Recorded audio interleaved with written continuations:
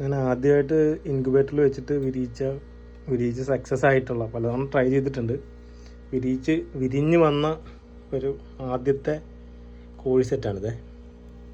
അതിൽ ഒരു ചെറിയ ഒരു കാര്യം പറയാൻ വേണ്ടിയിട്ടാണ്.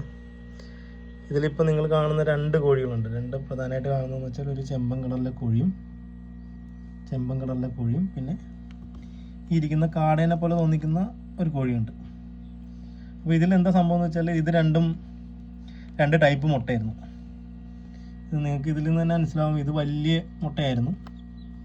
അതായത് വീട്ടിൽ ഒരു തള്ളക്കോഴി ഉണ്ടായിരുന്നു. തള്ളക്കോഴി ഇട്ട മുട്ടയും ഈ ഇരിക്കുന്നത് ചെറിയ ആദ്യമായിട്ട് മുട്ടയിട്ട് തുടങ്ങിയ കോഴി ഇട്ട മുട്ടയായിരുന്നു.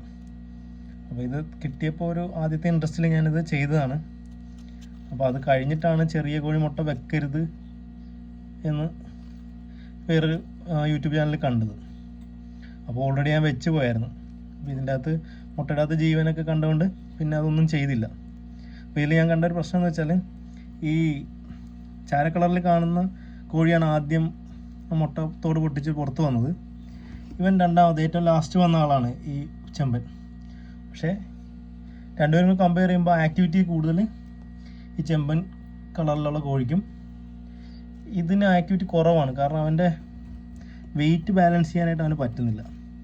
എന്നാലും മോശമില്ല, അവൻ മൂവിങ് ചെയ്യുന്നുണ്ട്, എന്നാലും കുഴപ്പമില്ല.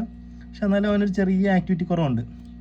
ഇൻ ഫ്യൂച്ചറിൽ എങ്ങനെയാണെന്ന് അറിയില്ല. അപ്പോൾ നമ്മൾ ചെയ്യേണ്ടതെന്ന് വെച്ചാൽ എപ്പോഴും വലിയ മുട്ട തന്നെ സെലക്ട് ചെയ്യാൻ ശ്രമിക്കുക കേട്ടോ. ചെറിയ മുട്ടകൾ സെലക്ട് ചെയ്താലുള്ള പ്രശ്നമാണ് ഈ കാണുന്നത്. നടക്കുന്നുണ്ട്, പക്ഷേ ഇച്ചിരി സമയം എടുക്കും നടന്ന് റെഡി ആവാനെന്ന് എനിക്ക് തോന്നുന്നു. ബാക്കി എല്ലാ കോഴികളും മോശമില്ല. ഇതെല്ലാം കരിങ്കോഴിയുടെ മുട്ടകളാണ്. മിക്കതും കരിങ്കോഴികളാണ് വിരിഞ്ഞിരിക്കുന്നത്. ഇവനാണ് ഏറ്റവും ആദ്യം വിരിഞ്ഞത്.